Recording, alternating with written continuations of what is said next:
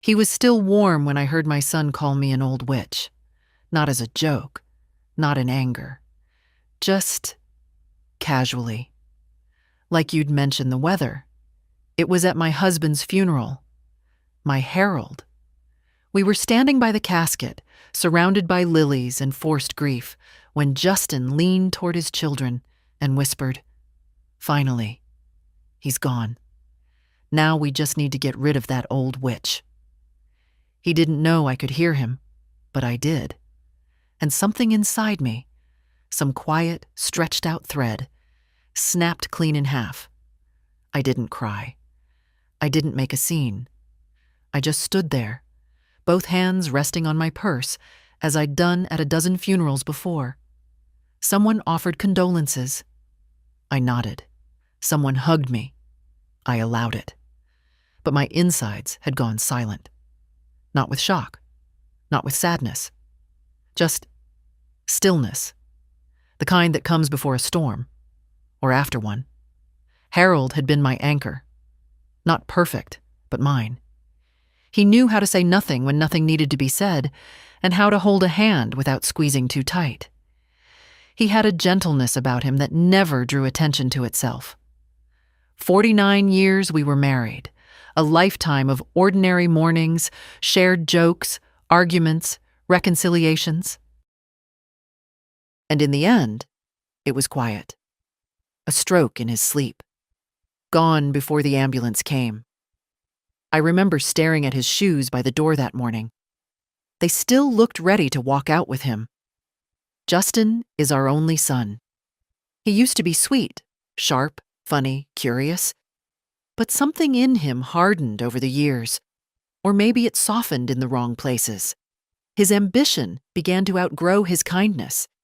And when he met Lauren, his wife, something shifted entirely. He became polished, distant, efficient, as he liked to call it. I tried not to take it personally. I cooked when they visited. I offered to babysit. I paid for camps, piano lessons, braces. I gave them the keys to our little lake house every summer. I didn't ask questions. I didn't meddle. I smiled when Lauren made comments about my clothes or corrected my stories in front of the kids. I told myself, they're busy. They're building their own life. That's what children do. But now I was that old witch. Not even worth hiding contempt for. Just a line tossed into the air, like it meant nothing. At the memorial lunch, I sat by the window in my navy coat. Justin and Lauren took a separate table with the kids and some friends. I heard him laugh. A real belly-deep laugh. He was drinking red wine. He looked relaxed. One of the grandkids, Bryce, I think, ran over and asked, "Nana, are you coming back with us or going home?" Lauren pulled him back quickly. She didn't even glance at me. Of course I was going home. Back to the house where Harold's scent still lingered in the hallway. Back to his slippers by the bed and the half-finished crossword on the kitchen table. Back to silence. I didn't turn on the lights. I sat in the armchair and stared into the dark. The clock in the kitchen ticked like it always had. And I thought, when did I stop being a mother and become a burden? When did love turn into obligation? And more importantly, how long have I let this happen? This house may not be much, but it's paid off. My savings aren't millions, but they're real. And the jewelry in the safe? Every piece has a story, and none of it, none, will go to someone who calls me a witch. I stood up. My knees complained, my back threatened to spasm. But I walked to Harold's study, opened the bottom drawer, and took out the folder. The will?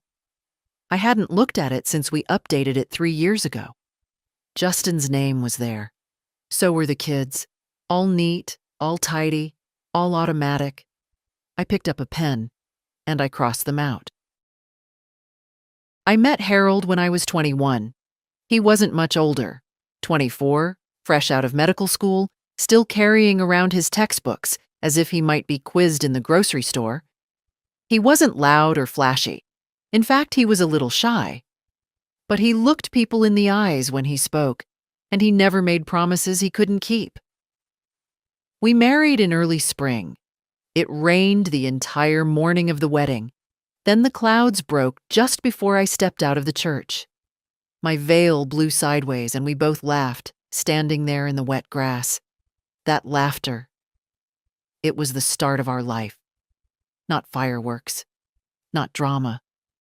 Just the kind of joy that makes you feel safe. Our first apartment was above a butcher shop. The stairs creaked. The walls were thin.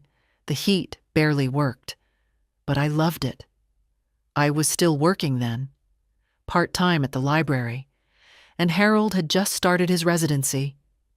We had nothing, but it didn't feel like nothing. Later came the house. Not this one. That came after Justin was born. But the one before. The small yellow house near the park. I planted peonies along the fence and thought, naively, that life was now complete. Then came Justin. He was a beautiful baby. Big eyes, strong lungs, and a stubborn streak that showed itself before he could walk. Harold adored him.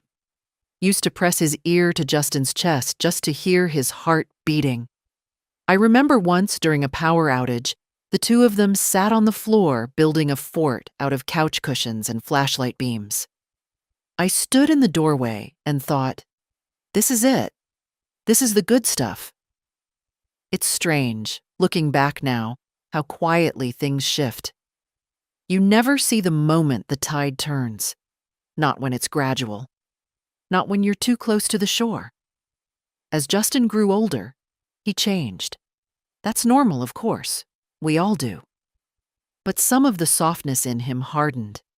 He began measuring things, not just in numbers, but in worth. He wanted better shoes, a faster bike, a newer watch. He never threw tantrums. He just demanded quietly.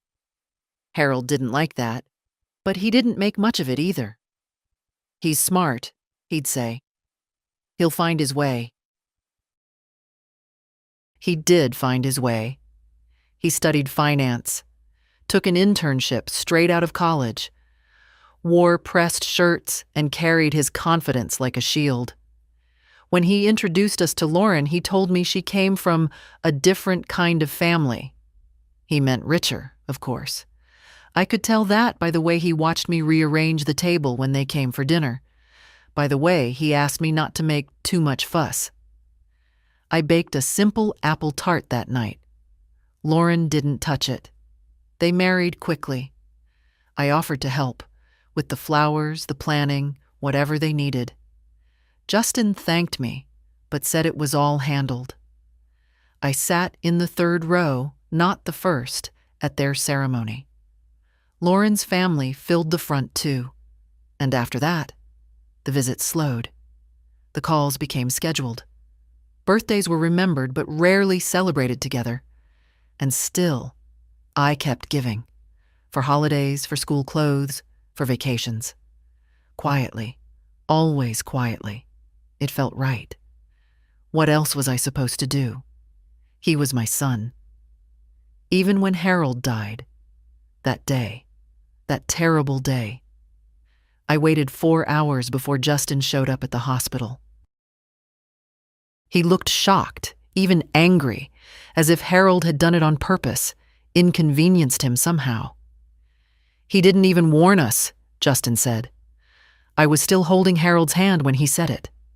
Now I realize I made excuses. Over and over. I told myself that Lauren was difficult, but Justin was just tired. That the kids were sweet, just busy. That life was fast, and I was slow. And it wasn't personal. But it was. It had been personal for years. After I crossed out their names, I sat at Harold's desk a long time. The pen rested in my hand like it belonged there.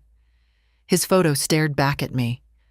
The one from our 40th anniversary, where he wore that ugly bow tie I hated just to make me laugh. I asked him out loud, "Is this right?" He didn't answer, of course, but the silence in the room wasn't as empty as before. I knew what I had to do next, not out of anger, out of respect, for myself, for the life we built, for the love that raised Justin, even if he no longer remembered it. The next morning, I boiled the kettle and made tea like I always do. Same cup, same steeping time, same quiet shuffle in slippers across the kitchen tiles. The only difference was inside me. Something had shifted. Not rage, not sadness. More like a quiet resolve. A door closing gently, but firmly. I sat by the window, cupping my tea, and thought of all the ways I'd made myself small over the years. The apologies I gave before being asked, the "it's no troubles," the swallowed insults, the silence I wore like a second skin. I'd done it for peace, for family, for the illusion that love still sat at the table with us, even when all it did was pull up a chair and stare at its empty plate. I hadn't told anyone what I'd done yet. The will, the crossing out. It was still mine, private and fresh. But I knew it couldn't end there. I had a lawyer. Harold and I hired him after his first heart scare 15 years ago. Marcus DeWitt. Always in wrinkled suits, always with a stain on his tie, but sharp as a tack and loyal beyond reason. I found his business card in the same drawer where we kept expired warranties and light bulbs that didn't fit anything anymore. He picked up on the second ring. "Mrs. Hemsley," he said, like I was calling from 20 years ago. "How can I help you?" "I need to update the will," I said, "and a few other things." He hesitated, just for a second, then cleared his throat. "Everything all right?" "No," I said, "but it will be." He offered to come by the house that afternoon, said he had a gap between court and paperwork. 3 o'clock? 3 o'clock, I agreed. I spent the rest of the morning cleaning, not because the house needed it, but because I did. There's something holy about scrubbing a surface until it shines.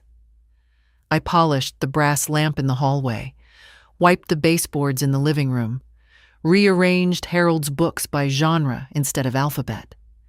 I even dusted the top shelf, where nothing but old tax folders and Harold's model sailboat sat untouched for years.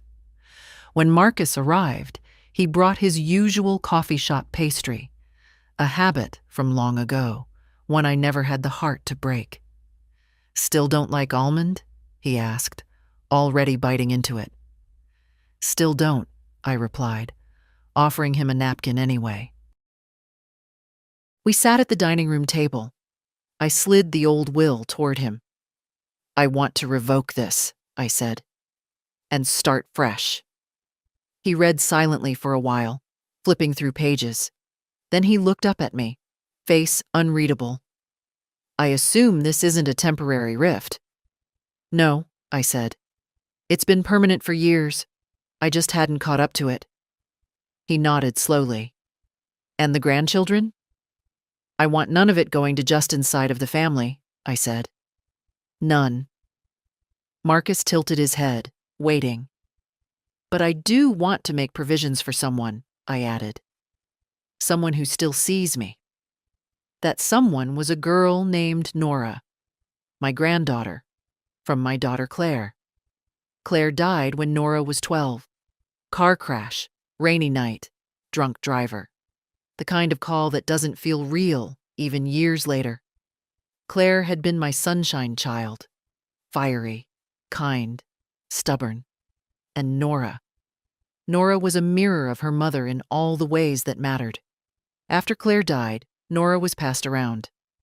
First to her father's family, who didn't want her, then briefly to Justin and Lauren, who clearly couldn't be bothered. She ended up in a foster home 3 towns over. I found out through a social worker who still had my number on file.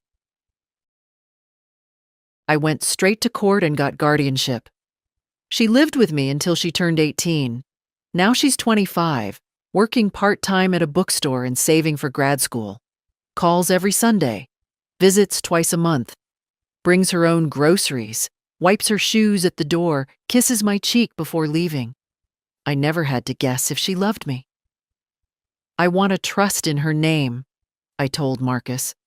One that kicks in immediately. She can use it for school or life, whatever she wants. He began to scribble notes. Do you want her to know? Not yet, I said.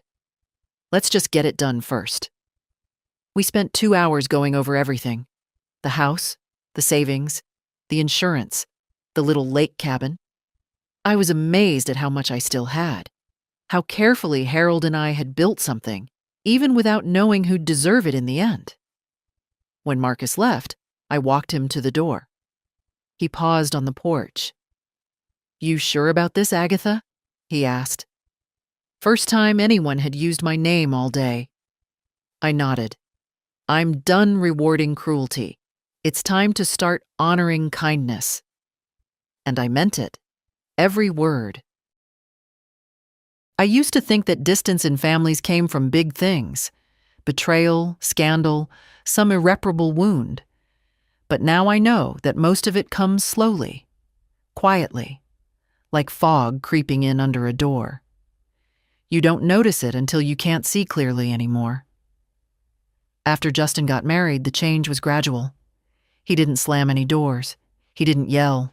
He just withdrew, a little at a time. Less phone calls. Less time at our house. Shorter visits at Christmas, then none at all. At first, I blamed work. He's got a lot on his plate. Then I blamed the kids. 3 kids is a lot to juggle. Then I blamed myself. Maybe I talk too much. Maybe I say the wrong thing. Lauren never liked me. She wouldn't say it outright. She's too polished for that. But it was in the way she spoke to me. Always slightly surprised that I was still alive. Always gently correcting me if I shared a memory out of order or mixed up a date. Actually, that was the following summer, Agatha. Remember? The way she used my name, as if I were a neighbor she had to tolerate. I stopped offering advice. I stopped offering casseroles. I stopped trying to impress her with clean silverware or remembering which child didn't eat what anymore. None of it mattered. The more I tried, the more invisible I became. Justin changed along with her. He became more efficient. That's the word he always used when we talked. Efficient. As if family were something to optimize. Our phone calls turned into quarterly updates. Hey, Mom, just checking in. Then 15 minutes of polite conversation with nothing real inside it. Then, okay, I've got to jump on a call. Jump on a call? That was always how it ended. I kept adjusting to the new normal. When they bought their house, the big one, with 5 bedrooms and a manicured lawn, I congratulated them. He said they'd need help with the down payment, just a little short of the bank's final requirement. Just a buffer, he said. I wired the money that week. He never mentioned it again. Then came the asks, always framed as temporary: piano lessons, a private school deposit, a car repair, camp fees, a kitchen remodel. Lauren's real estate business needed a website refresh. Could I help with that? Only if you're comfortable, Mom, Justin would say, already knowing I'd say yes. And I did. Every time. Because I thought that's what mothers do. You give until you're empty, and then you give a little more.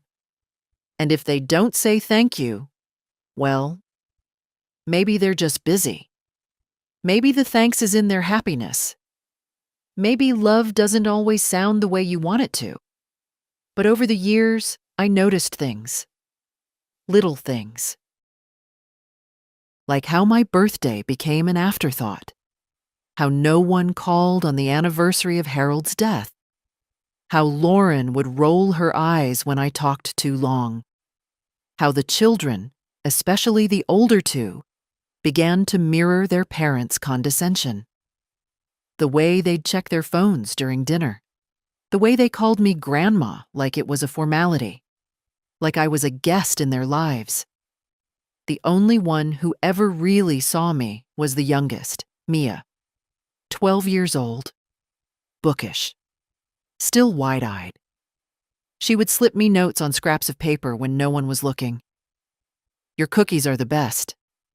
Don't tell Mom, but I like your perfume. I wish you lived with us. But even she was starting to pull away. I could feel it.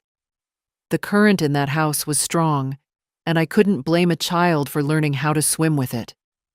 There was one dinner I remember clearly. 3 years ago. We were all seated around their enormous table, 12 people, enough place settings to start a restaurant. I had brought a roast chicken, homemade rolls, and the lemon bars Mia liked. No one touched the lemon bars. At one point, I mentioned something about Harold, some old joke he used to tell when Justin was a boy. The table went quiet. Lauren reached for the wine and said, "Let's not go down memory lane again, Agatha. It's been years." I stared at her, then at Justin. He didn't defend me.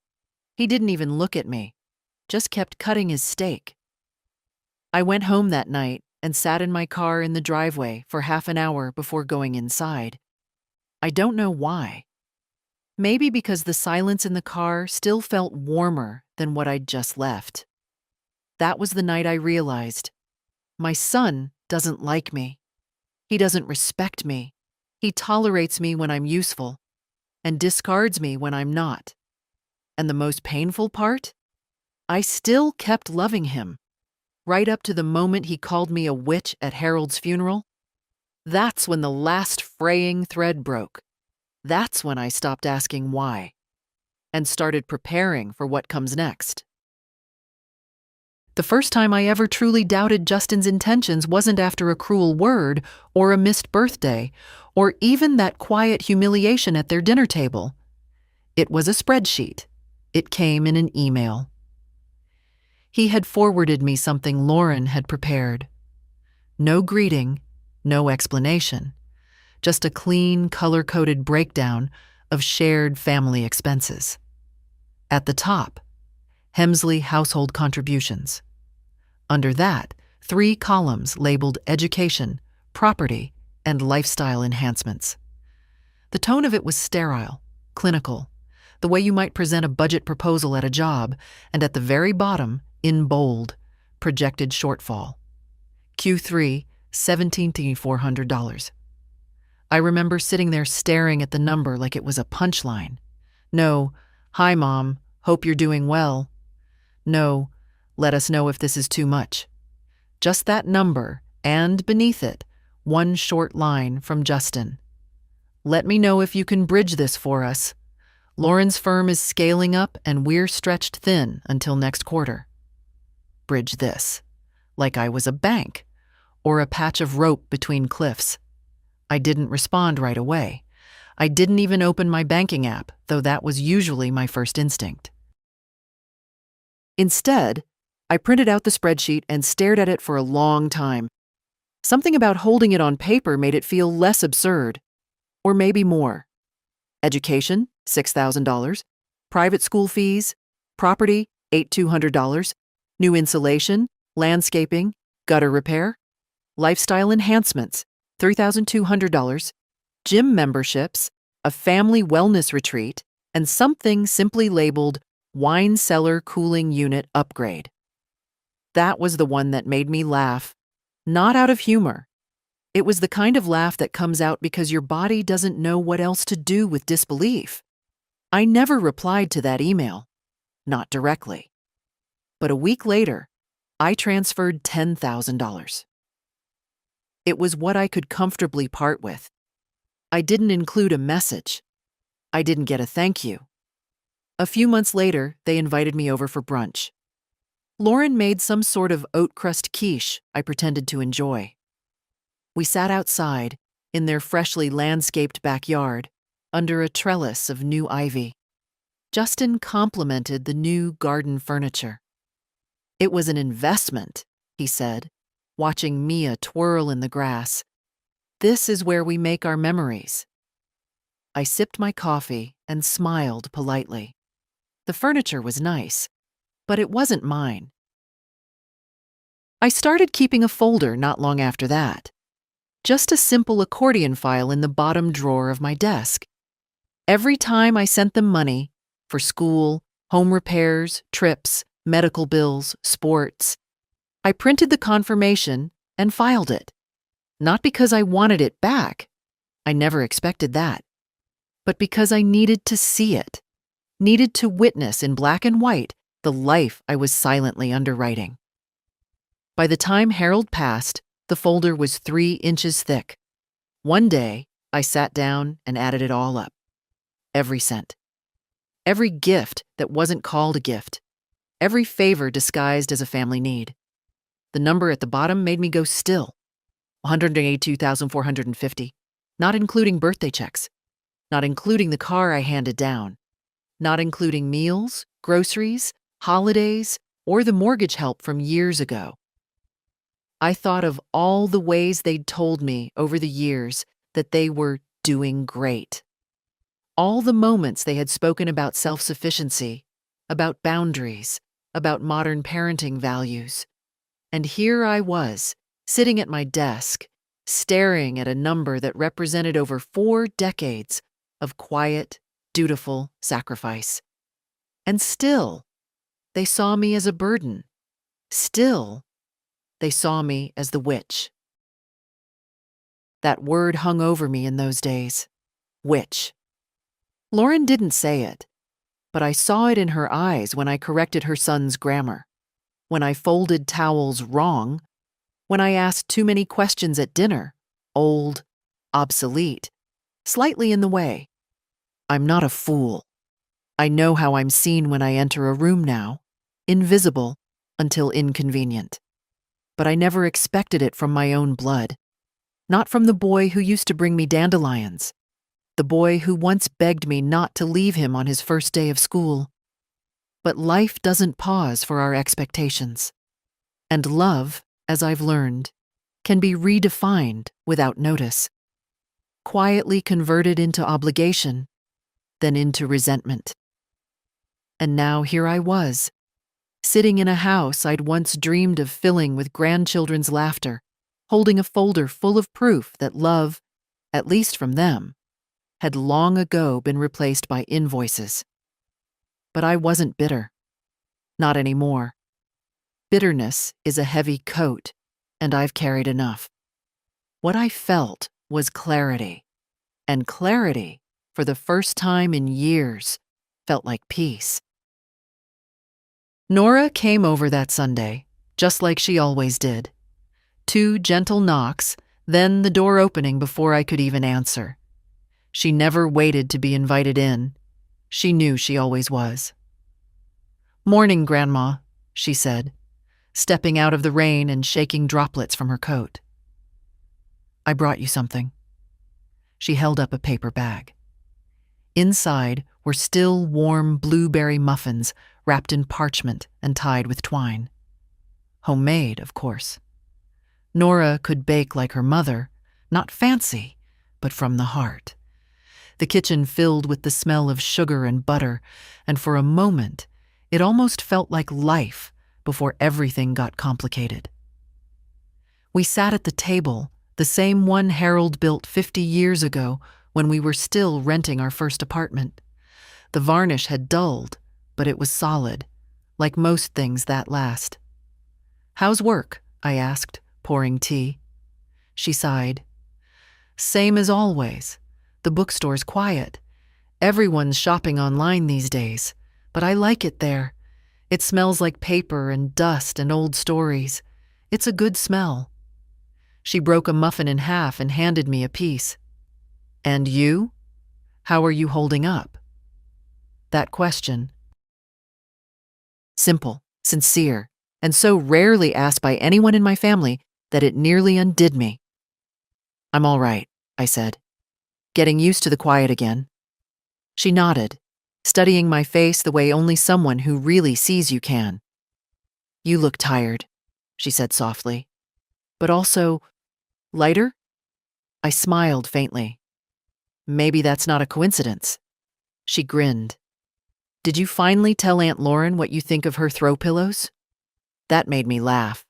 An honest, surprised laugh. No, but I did make a decision that would probably ruin her appetite. Nora raised an eyebrow. Should I be concerned? Not at all. Relieved, maybe. I didn't tell her the details of what I'd done. Not yet. The new will, the trust, the quiet crossing out of names. She didn't need to carry that knowledge. Not now. But she must have sensed something. She always did. She looked around the room, her gaze landing on a photograph of Harold holding a much younger Justin, a toddler with a crooked smile. Grandpa looks so proud there, she said. He was, I replied. He always was. He wanted the world for your uncle. And he got it, she said quietly. Just not the way he expected. That girl sees through everything, I thought. Just like her mother did. We spent the rest of the morning talking about little things, her classes, her cat, the new neighbor who mows the lawn too close to my roses. When she laughed, it sounded like sunlight on water. It reminded me that love doesn't vanish just because it changes form. Sometimes it skips generations, landing exactly where it's needed most. When she left, she hugged me tight. That kind of hug where you can feel the heartbeat of the person you're holding. You know, she said, you're the only person I know who never pretends. It's like you live in full sentences while everyone else just uses bullet points. I didn't fully understand what she meant, but I took it as a compliment. After she left, I stood at the window watching her car disappear down the street. The rain had stopped, leaving the world scrubbed clean, the air sharp and new. I turned back toward the kitchen and saw her mug still on the table, half a muffin beside it, crumbs, tea rings, and something that looked suspiciously like hope. That afternoon, I called the bank. The woman who answered sounded young, maybe too young to understand the quiet weight of what I was doing. I'd like to make some changes to my accounts, I told her. I'll come in tomorrow morning. She confirmed my appointment and asked if I needed help preparing any documentation. Just myself, I said. That'll be enough. Then I called Marcus. I want to finalize the trust, I told him. Make it official. He said he could have the papers ready in 2 days. When I hung up, I walked around the house, touching the walls, the shelves, the small objects that held a lifetime.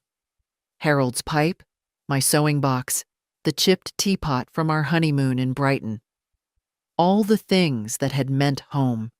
And I realized that none of them were worth a thing to the people I had once called family. To Justin, these were just old things. Reminders of a life he'd already erased from his own story. But to Nora, every item had a heartbeat. She'd ask where they came from, who made them, what they meant. She wanted the stories, not the silver. And that, I decided, was the difference between inheritance and legacy. Inheritance is money. Legacy is meaning. One runs out. The other stays. That night, I slept better than I had in months. No sleeping pills, no restless turning. Just a deep, quiet sleep, like a garden finally watered after a long drought. In the morning, I woke to sunlight cutting across the room and thought, maybe this is what peace feels like. The last time I had dinner with Justin and his family before Harold died was one of those evenings you don't realize will matter until much later. The kind that looks ordinary on the surface, but leaves a crack that never quite closes. It was a Sunday, late spring. The sky still pale at 7 o'clock, the air soft with the smell of cut grass. I remember because Harold had been feeling weak that week, and I almost stayed home to watch over him. But Justin called. "Mom, Lauren says you should come for dinner. We'll keep it simple." I heard the tone in his voice, not warmth, but obligation. I said yes anyway. I always did. When I arrived, Lauren greeted me at the door wearing an apron that said, "Kiss the cook," though she looked like she'd rather not be touched. The smell of something citrusy hung in the air. Her candles always smelled expensive, like a department store trying too hard. "Agatha, you made it," she said, as if I were an unexpected guest. "Shoes off, please." "The new carpet." I nodded and slipped them off, balancing against the wall like a schoolgirl who'd forgotten her manners. Justin appeared from the living room, phone in hand, not looking up right away. "Hey, Mom," he said absently. "You find the place all right?" As if I hadn't been coming there for years. Dinner was set for 6, though we were only 5 that night. The twins had gone to a school event. Mia sat beside me, coloring quietly, while Lauren moved plates like she was setting up a showroom. "I tried a new recipe," she said. "Seared tuna with sesame glaze, something light." I smiled politely. "That sounds lovely." She poured wine before anyone sat down, making sure her glass was always full first. Conversation started with small things: work, the market, the neighbor's new dog. Then Lauren started talking about renovations again. "We're thinking of expanding the kitchen," she said. "Maybe add an island. The contractor says it'll increase the house value by at least 10%. Justin nodded, chewing. "We just need to cover the initial payment before the line of credit renews." I felt their eyes turn to me before they even spoke. It was almost comical, the choreography of it. A pause, a smile, a sigh. Lauren put down her fork. "Of course we don't expect help," she said sweetly. "But if you wanted to invest in the property, it could be mutually beneficial. You'd have your name on the deed, naturally." Invest? I almost laughed. They made it sound so modern, so respectable, as if they weren't talking about borrowing money from their 70-year-old mother. I stirred my wine and said nothing. Mia nudged me under the table and whispered, "Don't, Grandma." She must have sensed it coming. The polite request, the careful manipulation. Children always know more than adults think they do. I looked at Justin and Lauren. "I'll think about it," I said evenly, "but I'd rather not rush into anything." Lauren's smile didn't waver, but her eyes chilled a degree. "Of course. We just thought you'd want to be part of the family home. It'll be where the kids grow up." Part of the family home. As if I hadn't built my own, brick by brick, with Harold's overtime and my thrift shop curtains. I smiled. "That's wonderful, dear. You've made a beautiful place already." Dinner carried on. No one mentioned the topic again, but the air stayed tight, like a thread stretched too far. When dessert came, a lemon tart Lauren admitted she hadn't baked herself, everyone was quiet. The only sound was the faint hum of the refrigerator and the clink of forks. Justin broke the silence. "Mom," he said, "I wanted to ask, did you ever get that financial advisor I recommended?" "I did," I lied. "He said everything's stable." "That's good," he said quickly, relief flashing across his face. He wasn't asking out of concern. He wanted to know if there was still money left. When I left that night, Mia ran out behind me as I was putting on my shoes. She pressed something into my palm, a little folded paper crane. "So you don't forget me," she whispered. "I never could," I said, hugging her. She smelled like vanilla and crayons. Justin walked me to the door but didn't hug me goodbye. Lauren waved from the dining room without looking up from her phone. Driving home, I felt strangely clear, not hurt. I'd moved past hurt long ago, just aware. It was like someone had finally turned on the light in a room I'd been stumbling through for years. I saw everything for what it was. The politeness that wasn't kindness. The requests that weren't love. The inclusion that was really pity. When I got home, Harold was sitting in his chair, reading the newspaper. He looked up and smiled. "Good dinner?" I set down my purse and kissed his forehead. "Eye-opening," I said. He folded the paper, studying me. "You're done, aren't you?" "Almost," I said, and he smiled, like he'd been waiting for that answer for a long time. Grief is strange. It doesn't come when you expect it, and it doesn't arrive all at once. You think it'll hit the day of the funeral, or in the empty bedroom, or when you reach for a toothbrush that isn't yours. But real grief sneaks in through quiet moments. Like when you find his shoes exactly where he left them and realize you'll never move them. I spent a whole morning sitting in Harold's chair. It still held his shape. There were notes in the drawer of the side table. Grocery lists. Reminders scribbled in his slanted, impatient handwriting. Pick up eggs. Fix porch light. Tell Agatha I love her. That last one made me fold the paper and hold it against my chest. It had been nearly a year since he passed. Long enough for the condolences to dry up, for the casseroles to stop coming, for people to start using phrases like moving on. I hadn't moved. I'd stayed right here, in the house we'd built, breathing in all the spaces he used to fill. But now, I was starting to feel something else. Not just grief. Not just sorrow. Something like resolve. Because I wasn't just mourning Harold anymore. I was mourning the fantasy of family I'd clung to long after it had crumbled.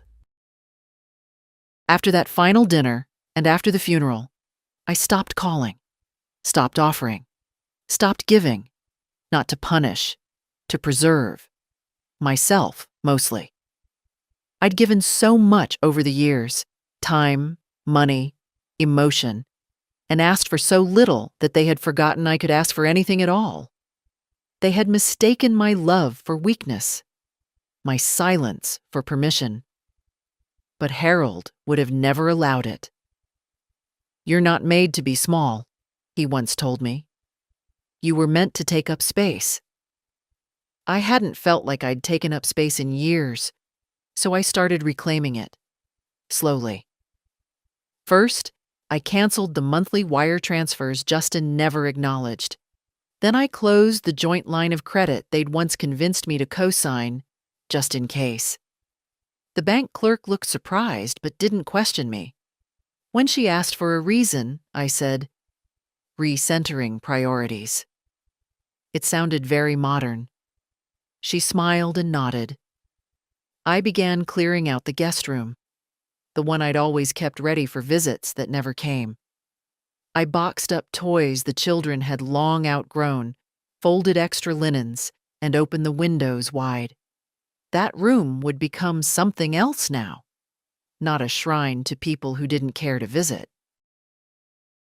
Maybe a sewing room again, maybe just a space for myself. And I went through the attic. For the first time in years. Harold's boxes, of course, his college books, his fishing rods, his watch collection, but also old photo albums, letters I'd written but never sent, receipts from every major family holiday we ever paid for. A box labeled Justin Summer Camp 1989 contained every postcard he'd ever sent me. "Miss you, Mom. Camp food is gross. Love, Justin." I sat on the floor holding those cards, trying to reconcile the boy who wrote them with the man who now saw me as disposable. Maybe he'd always been heading that way. Or maybe the distance didn't start in him. Maybe it started in me, with every choice I made to keep the peace, to make it easy for him to grow up without responsibility. I let him believe love came with no cost. I let them all believe that. But love does have a cost. It should. Not in dollars, in attention, in presence, in the willingness to carry weight when the other person is tired. I thought of Nora again, of her softness, her steadiness, of how she never asked for anything but always showed up.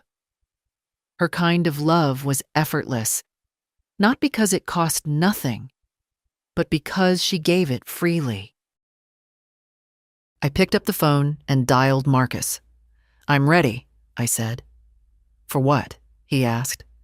"To stop pretending," I said. "To stop allowing." "All right," he said, without hesitation. "Come in tomorrow. We'll finish it." After I hung up, I went to the closet and pulled out the black coat I hadn't worn since Harold's funeral, not because I planned to wear it again, but because I needed to touch it one last time. I ran my fingers along the lapel, then folded it neatly and placed it in the donation pile. Some griefs you carry, some you release. That night, I sat by the fireplace and lit a small candle. Not for Harold. I didn't need a flame to remember him. I lit it for the woman I used to be. The one who gave everything and asked for nothing. Who let herself be erased.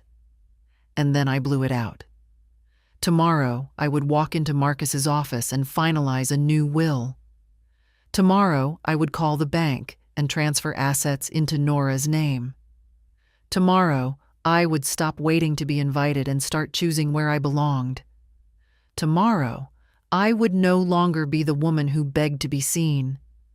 Tomorrow, I would be the one looking forward, with both eyes open. Marcus's office was exactly as I remembered it, cluttered in a charming, unbothered way, with too many books and not enough places to put them. He hadn't changed his rug since the 90s. It still had that faded maroon pattern with a coffee stain by the window. I liked that about him. Some things stayed the same on purpose. "Agatha," he said, standing when I entered, "you look well." "I look determined," I replied. "That's close enough." He offered a wry smile and gestured toward the chair across from his desk. I sat, smoothing my skirt. My hands were steady. That surprised me. I thought they might shake. "Everything's ready," he said, tapping the folder in front of him. "New will, transfer of trust assets, beneficiary updates. I've added a revocation clause so the previous will is voided entirely, and I followed your request to remove all mention of Justin and his children." "Good," I said. "And the trust?" "Filed in Nora's name. Irrevocable, as we discussed. She'll have access to the interest now, the principal, when she turns 30. You've built enough to take care of her well into her future." I nodded. That's all I wanted. Marcus adjusted his glasses and looked at me for a long moment. "You're not the first parent to come in here feeling disappointed," he said carefully. "But you're the first who isn't doing it out of spite." "This isn't revenge," I said. "It's clarity. I've spent decades giving without conditions. Now I'm giving where it's deserved." He slid the documents toward me, one by one. "Initial here and here. This page confirms the transfer of the lake cabin to the trust." I hesitated on that one. Harold loved that cabin. He used to sit on the dock in the evenings with a cigar and a paperback mystery, feet dangling just over the edge.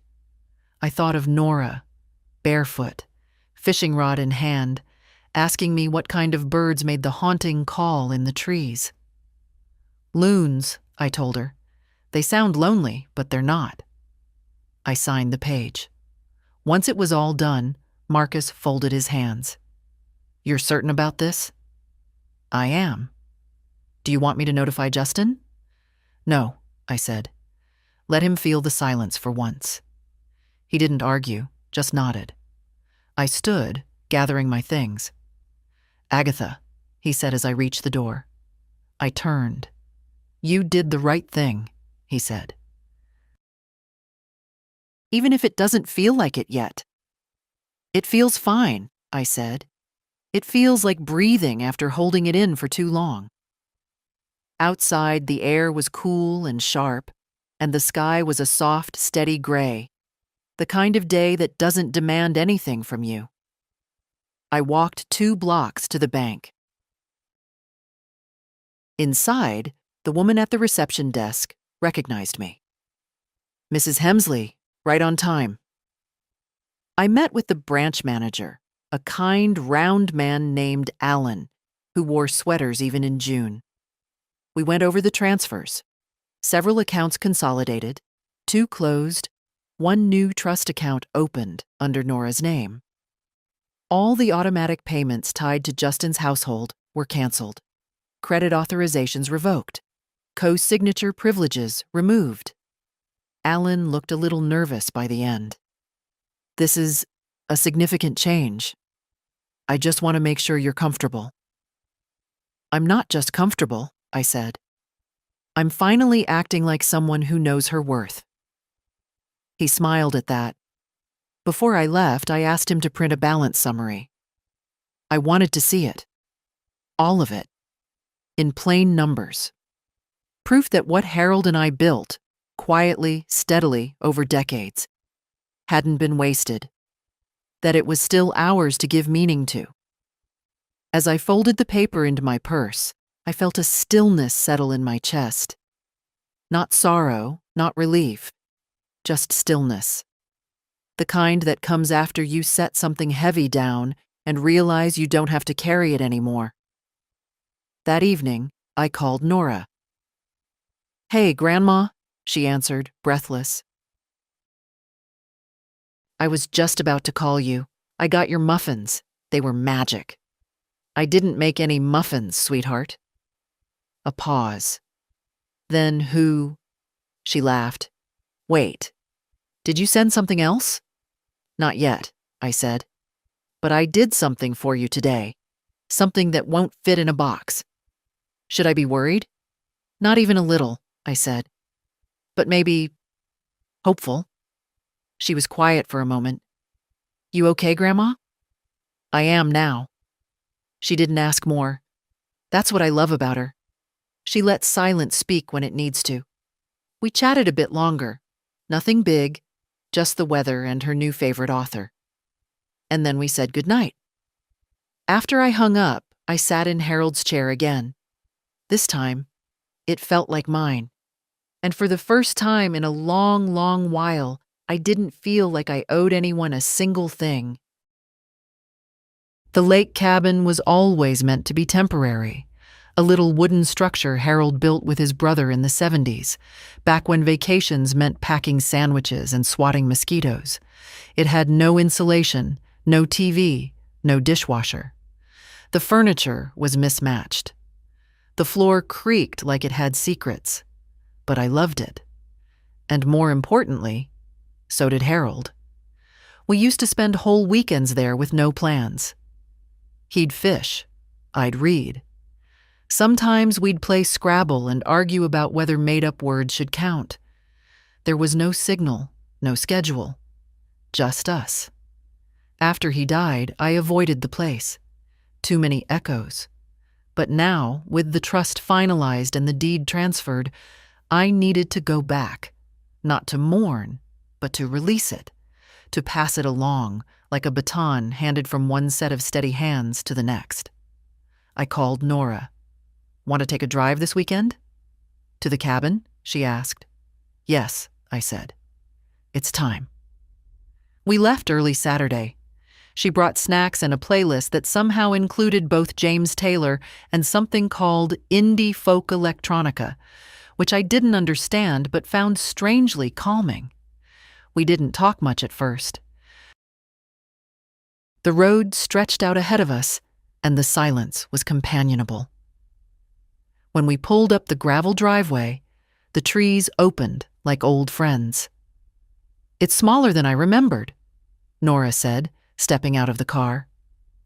"Most things are," I replied. We walked the perimeter first. The garden beds were overrun with weeds, but the rosemary was still alive, stubborn as ever. The shutters hung slightly crooked, but the porch swing held. Harold had reinforced it after Justin broke it jumping off as a boy. Inside, everything smelled like cedar and thyme.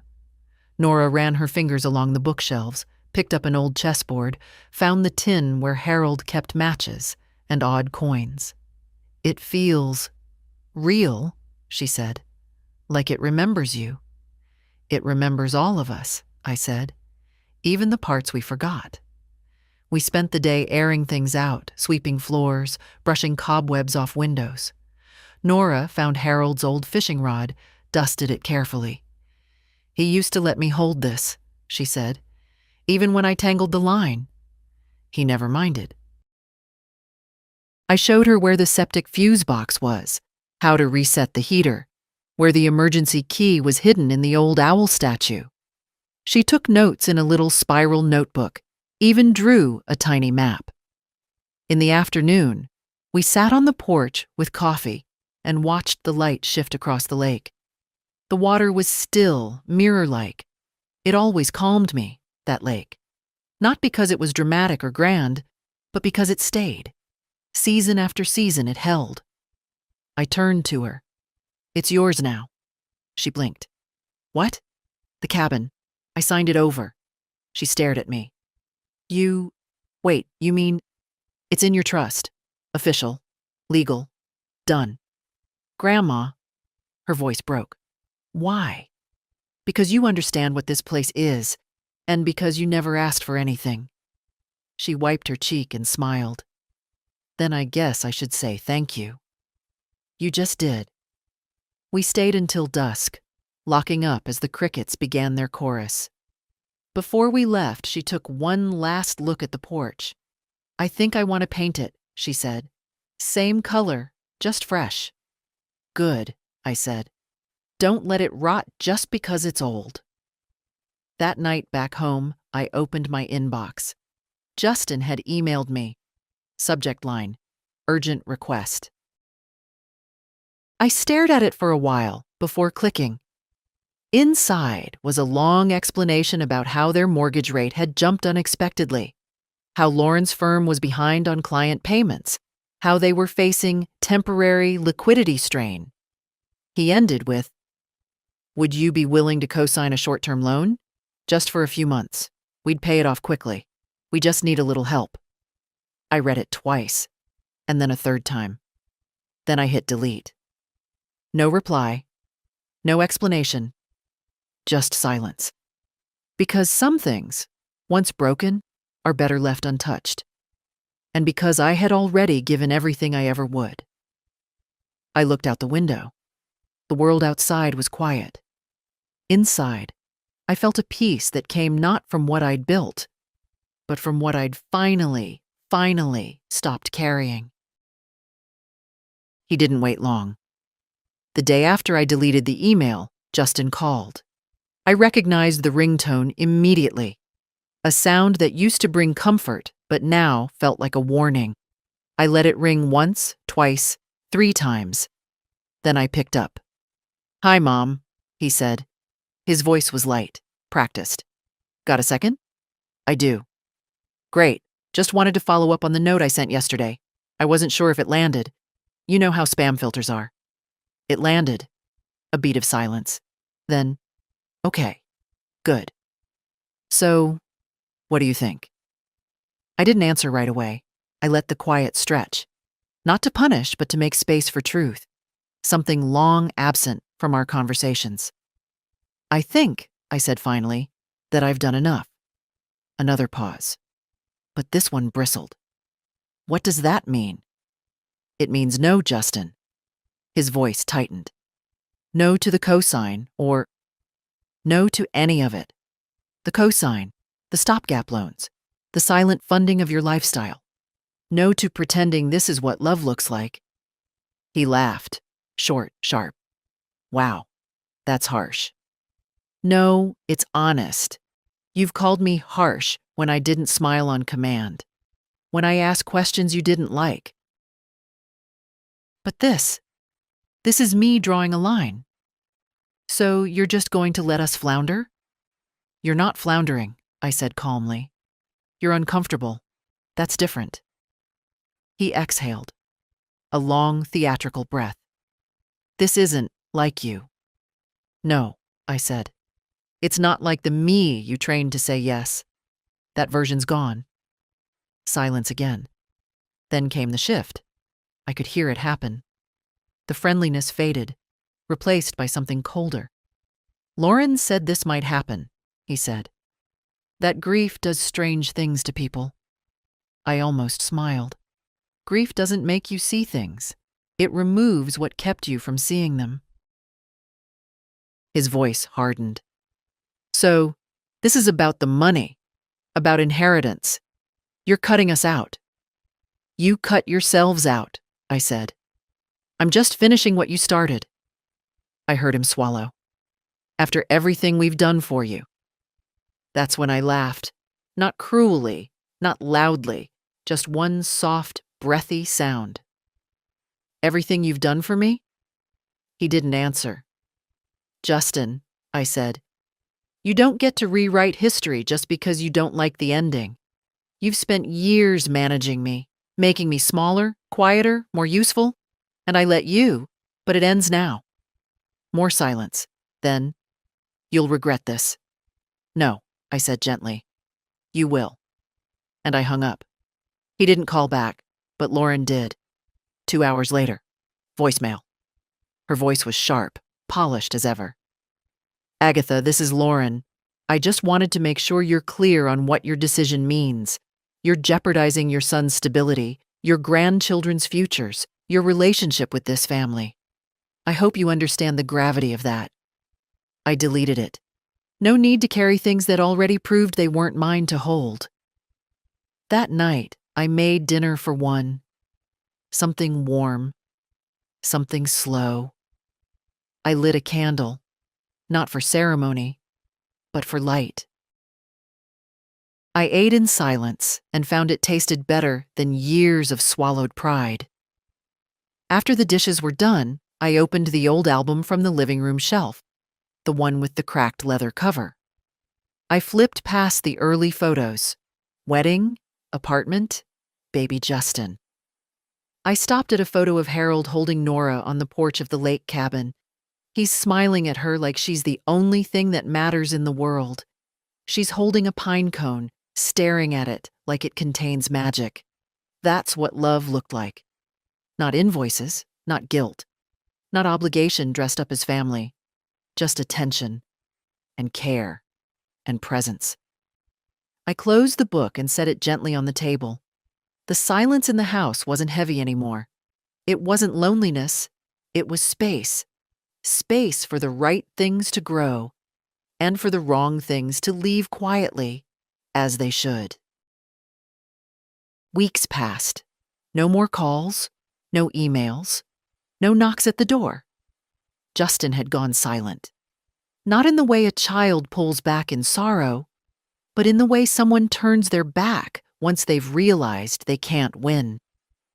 I thought there might be another voicemail from Lauren, maybe one from one of the older grandchildren, something rehearsed and brittle. But there was nothing, and to my surprise, I didn't miss it. Life had taken on a new rhythm, not easier, just clearer. I woke early, always have. The world is softer at 5 a.m. I made tea, opened the windows, let the chill come in. I read more, walked more, cooked, not because anyone was coming over, but because I enjoyed it again. And I started donating things. Quietly. Pieces of a life too long, defined by waiting. Old clothes, unused china, a full drawer of linen napkins I'd once imagined unfolding at some large, imagined family dinner that never quite came. I kept Harold's things. Not all of them, but enough. His pipe, his reading glasses, his worn copy of The Old Man and the Sea with the margin notes he never stopped making.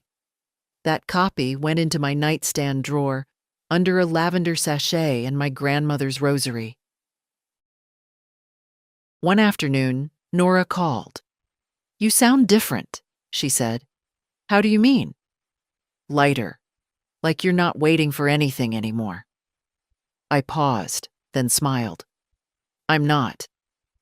We made plans for Sunday. She brought over a pie, too much cinnamon, but I said nothing, and a photo album she'd found while going through her mother's things. "Thought you'd want this," she said, placing it on the table. Mom wrote captions in the back. Claire's handwriting hit me like a soft blow, loopy, dramatic, full of little hearts over the eyes. I ran my fingers over her words. The ache never goes, but it changes, becomes less sharp, more sacred. We sat together on the couch, flipping through pages. Nora rested her head on my shoulder like she used to when she was small. "You know," she said softly, "I don't think I ever said it clearly, but I'm proud to come from you." That did something to me. Not because it was sweet, but because it was true. Hers to say. Freely. "I'm proud to leave something to you," I said. "Not just things, something real." She nodded. "I want to take care of it. The cabin, the memories. You. I know you will." When she left that evening, I stood by the window and watched her drive off. The porch light flickered once, then held steady. A few days later, I received a letter in the mail. No return address. Justin's handwriting on the envelope. I sat with it for an hour before opening. Inside, a short note. "Mother, I won't pretend to understand your choices, but I hope you understand the consequences. You've cut off more than money. You've cut off your family. If that was your goal, congratulations. Justin, no, love. No, take care. Just that." I folded the letter once, twice, then placed it in the drawer where I used to keep bank statements. Not out of sentiment, out of finality. I didn't need to respond. Some letters are only meant to be received. That evening, I sat on the porch with a blanket and watched the sun settle behind the trees. The roses had bloomed again, stubborn, lovely things. I thought of Harold's voice reading to me on nights I couldn't sleep, of Nora's hands, steady on the steering wheel, of Claire's scribbled notes and Nora's cinnamon-heavy pie. These were the things I'd kept, and the things I would leave behind. Not out of bitterness, but as an act of deep, deliberate love. Love with boundaries. Love that does not apologize for saying, "This is where I end," and you do not get to enter just because you used to belong. I rocked slowly in the chair Harold had built, the wood creaking beneath me like an old friend whispering, "You're still here." Yes, I was, and for once, that was enough. It was a Thursday when the package arrived. Brown paper, no return address, Nora's handwriting unmistakable.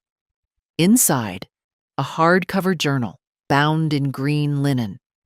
On the first page, a single line written in pen. "I want your story, Grandma. Not just what happened, who you were through it." Below that, she had left every page blank. I held the journal in my lap for a long time. There was no deadline, no pressure, just an invitation, a space. And that, I realized, was what I'd been longing for all these years. Not to be praised, not to be rescued, just to be listened to. That evening, I sharpened a pencil, not a pen, because it felt less permanent, more forgiving. I began to write. Not a timeline, not a memoir, just little pieces. Memories I hadn't touched in decades. The first dress I ever sewed. The way Harold used to hum before speaking. The strange joy of folding sheets still warm from the dryer. The sound of Claire's laughter when she couldn't stop. The way Nora once fell asleep on my chest during a thunderstorm, her tiny hand gripping my blouse like she was afraid I'd disappear. I wrote until my hand cramped. I wrote until the tea beside me went cold. And when I stopped, I didn't feel tired. I felt whole. Nora called 2 days later. "I didn't want to make you feel obligated," she said quickly. "I just thought, you did exactly right," I said. "You gave me something to fill that wasn't already broken." She didn't speak for a second. Then, "I'm glad." She told me she had been offered a full scholarship for a graduate program. Creative writing, of all things. "It's not practical," she said, "but it feels right. You have one life," I told her. "Don't waste it on what makes you small." She hesitated. "Mom used to say that to me." "I know," I said. "She got it from me." There was something healing about hearing Claire in her daughter. The phrasing, the thoughtfulness, even the doubt. It was all there, just gentler now. Nora said she'd be taking the first semester remotely, so she could keep visiting. I told her I didn't need visits to know she loved me. She said, "I know, but I want to come anyway." That Sunday, she brought over groceries. Not because I needed them, because she had memorized what I liked. Good bread. Apricots. The brand of tea Harold always drank. The one they stopped selling at most stores. She helped me organize the pantry. We found a jar of honey that had expired in 2012 and laughed until we cried. Not loudly, just the kind of laughter that leaks out like steam from a kettle, slow and soft and warm. When she left, she kissed my hand. Not out of pity, out of something older than that. Respect. That night, I pulled out the journal again, wrote about the first time I ever saw snow, about the dress I wore the day Harold proposed, about the sound Justin made the first time he said, "Mama." I wrote it all, the good and the ache and the wonder, not to rewrite anything, just to remember, and maybe to be remembered. I didn't need forgiveness anymore, not from Justin, not even from myself. I had made mistakes, yes, but none so large as letting someone keep using the word family like a hook instead of a home. Now I was free of that. Now I had Nora. Now I had a legacy being built not in wills or accounts or deeds, but in pages, in stories, in the way she looked at me like I still had something to give. Because I did. And I would. As long as breath lived in me, keep giving it. Not my savings. Myself. It was late autumn when I saw Justin again. Not by choice. I was leaving the pharmacy, prescriptions in one bag, cough drops in another, when I heard my name. Not Mom. Not Mother. Just Agatha, called out like it belonged to a stranger. I turned. He was standing by his car, hands in his coat pockets, alone. "Can we talk?" he asked. His face was drawn, less sure of itself. The confident tilt of his jaw had given way to something closer to irritation than grief. Not sadness, frustration, as though my silence had become the bigger sin. I nodded once. Briefly. We sat on the bench outside the shop, the wind tugging at the corners of my coat. I waited for him to speak first. "I don't understand," he began, "how you can just erase us like that." "You were gone long before I was," I said. "You just never noticed." He bristled. "That's not true." "It is," I said gently. "And deep down, you know it." He stared out at the parking lot. "I made mistakes. We all did. But families move on." "I did move on," I said. "That's the part you can't stomach, that I didn't stay at the station waiting for the apology train that was never going to arrive." He shook his head. You think you're the only one who's hurt? We've struggled. The kids don't understand why you've shut them out. I turned slightly to face him. You mean they don't understand why the ATM stopped dispensing? That's not fair, he said, but there was no heat behind it. No, I replied. It's accurate. He looked at me for a long time then. I wondered what he saw. An old woman? A traitor? A closed door? I came today because I heard about Nora, he said. The trust. The cabin. So that was it. Not concern, not curiosity. Just confirmation. He'd found out. I'm glad, I said. She deserves it. She's a child. She's 25, I corrected, and she shows up. He was silent. I stood, brushing crumbs from my coat. I'm not angry anymore, Justin. I'm not bitter. I'm simply done. There's a difference. So that's it? No way back? I softened. Not because he deserved it, but because I did. There's always a way back. But it starts with honesty and humility, and the understanding that what you took from me wasn't money. It was the belief that I mattered to you beyond what I could give. He didn't respond. Didn't stand. When I walked away, I didn't feel triumphant. I felt clean. Some goodbyes aren't loud. They're just final. That evening, Nora called. I told her about the run-in, the bench, the quiet. You okay? She asked. I'm better than okay, I said. I'm free. She was quiet a moment. You know, I submitted a short story for workshop. About? You. My heart did something soft and strange. Is that so? It's called The Woman Who Stayed Standing. I didn't speak. I couldn't. You're not erased, she said. You're being written down. And in that moment, I knew it was true. Not because of the cabin or the trust or the legacy I'd redirected, but because in Nora, something of me would keep walking forward, eyes wide open, voice steady, feet planted. And that was enough. Not revenge, not restoration, just the quiet certainty that I had finally stopped living at the mercy of people who mistook my kindness for compliance.